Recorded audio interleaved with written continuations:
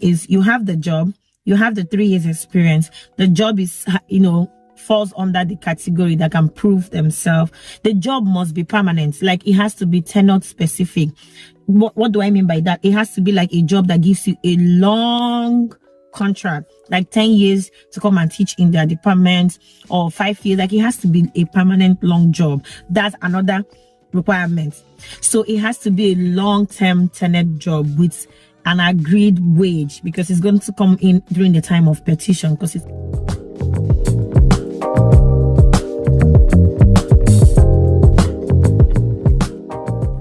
guys, welcome back to my channel. I am Sonia Anidi. In this video, I'll be talking about the EB-1 visa category of the employment-based visa. In my last video, I talked about the employment-based visa, which are for nurses, engineers, and so on. If you want to know about it, you go see my last video. So in today's video, we'll be talking about the EB-1 visa, those qualified for the EB-1 visa, how to apply for this E1 visa, the EB-1 visa, the process, and everything you need to know about this EB-1 visa. So let's dive into it. In this EB-1 visa, it is mostly desired by a lot of people because of, number one, its remarkably short time of application, and that is because you do not need the labor certification as you do in the EB-3 visa. Number two, it has like certain advantage and flexibility, which is why people do like this. But then it doesn't matter if you like it or don't like it. You have to fall under the 3 subcategory of people in order to meet eligibility to apply for this visa. What are that 3 subgroup? 1, we have people with extraordinary ability. 2, we have the outstanding professors or researchers. 3, we have the multinational executives or managers.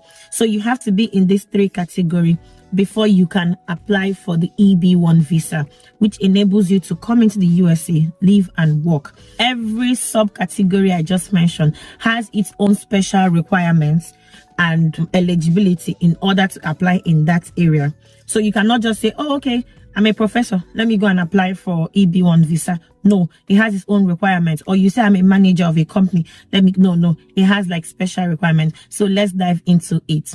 The first category are the people with extraordinary ability. It could be in arts, science, athletic, business, education, whatever field or category that you have been widely recognized and you have extraordinary ability. Then you qualify for this, because their requirement is that your achievements must have been widely recognized and resulted in a substantial national gain or international claim. Maybe it has been recognized in a national, view, like you've gone wild internationally or national, and you have to prove that. You cannot just say that.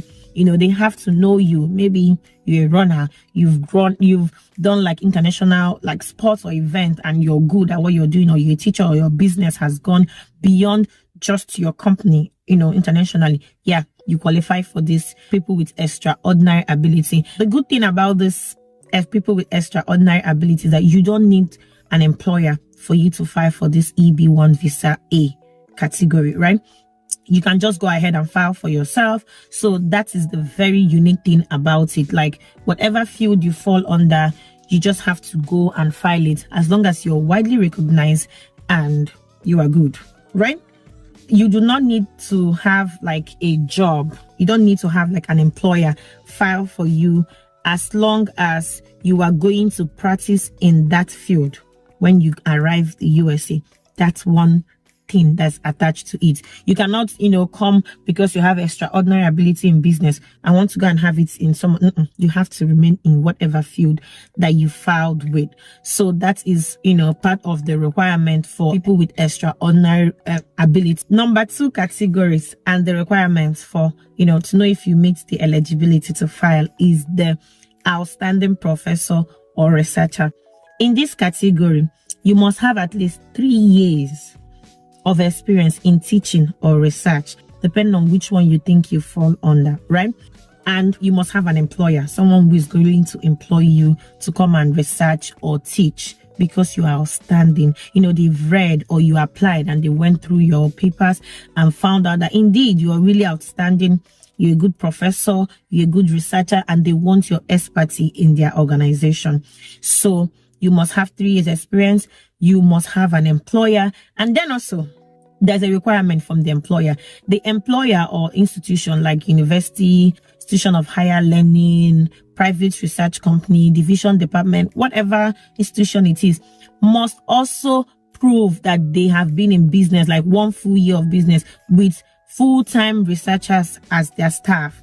So not only do they have requirement from you, they have requirement from whoever is going to employ you. So if you are on this category, you found an employer and they fall under the, they have all it takes to employ you, then welcome. You can apply under outstanding professor or researcher. Thing about the outstanding researchers and professor, right, is you have the job, you have the 3 years experience. The job is, falls under the category that can prove themselves. The job must be permanent, like it has to be tenure specific. What do I mean by that? It has to be like a job that gives you a long contract, like 10 years to come and teach in their department, or 5 years. Like it has to be a permanent long job. That's another requirement under this outstanding professor and researcher. So it has to be a long-term tenured job with an agreed wage, because it's going to come in during the time of petition, because it's part of the requirement. So it has to be a long-term job contract. So if you fall under this category and you have all of this requirement, sit down, get your laptop and start the application. But the downside about this is that you have to get an employer who is willing to take you, who has all it takes, right? So that be what will cause a delay in this subcategory of an EB-1 visa. The third category and their own requirements, this is the multinational executives and manager. This individual who is trying to be eligible under this must have worked for 1 full year in that company as an executive or national, or an applicant that is already in the USA on a temporary visa. You must prove that you have 1 year experience in that multinational company or firm as their executive, as their manager. You must prove that you have 1 year time, like 1 full year working for them before your arrival to USA. Maybe for some reason you're now in USA, you're trying to take up a managerial position or an executive position in their USA branch or their USA affiliated kind of company thing. You have to prove that you had worked with them 1 year before coming to the USA in Nigeria. That way you can now qualify or be eligible. And then the company also has to prove that they have been in business for 1 full year and they have all the prerequisites that is required in order to do a transfer kind of program for like non-immigrant visa. So in this the same category also, something is required of you, the applicant, and something is required of the company too as well. So now that we know the requirement for these 3 categories that I mentioned, the extraordinary professors and researcher, the people with extraordinary ability, and the non-multinational executive and managers, let's go to how do we apply. Like I said also, the process varies on the subcategory. The extraordinary ability, people with extraordinary ability, like I said, you don't need a employer, so you can go ahead and file for yourself the I-140. You can file the petition for yourself without the help of any employer. You don't have to wait. So if you are convinced and you go through all the requirements and you see, yes, I am qualified to file for this type of EB-1 visa, you pick up your system, you start the I-140 process, you pay. I'm not talking about prices, because we all know prices change, things are not the same. So you pick up your file, you file the petition, the I-140. It's an alien form, it's a petition for alien workers that, you file with the USCIS, and the processing differs, if there's a backlog in that category. If there's no backlog, then you file for yourself. And if you now, maybe for example, like I said, you are so much recognized that you have an offer already, someone has reached out to you or you reached out to someone and they've agreed to employ you, they can go ahead and file that on your behalf. But like whichever way, you can file it for yourself. That's the good thing about this EB-1A. People with extraordinary ability, they can go ahead and file for themselves. They don't have to wait for an employer. Okay. In the other category, like the outstanding professors and researchers and the multinational executive and manager, their process are kind of alike because they need an employer, right? this employer will be the one to file the petition for them. That's the I-140. And also in this employment-based visa 1B and C, I call it 1B and C to enable us, flow. There's a requirement from you, like I said, and there's a requirement from the employer.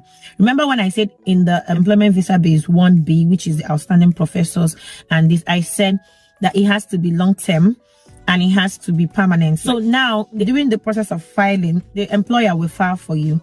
They would also have to prove to the USCIS that they can pay you the agreed wage you people have agreed on. If they say they're going to pay a certain amount, they have to prove that. They have to either prove that by bringing their tax return documents or by bringing in an audited financial statement of their company, and they have to be in business for like a certain period. So this is the requirement for filing for those that fall under the outstanding professors and researchers and the multinational executives and manager.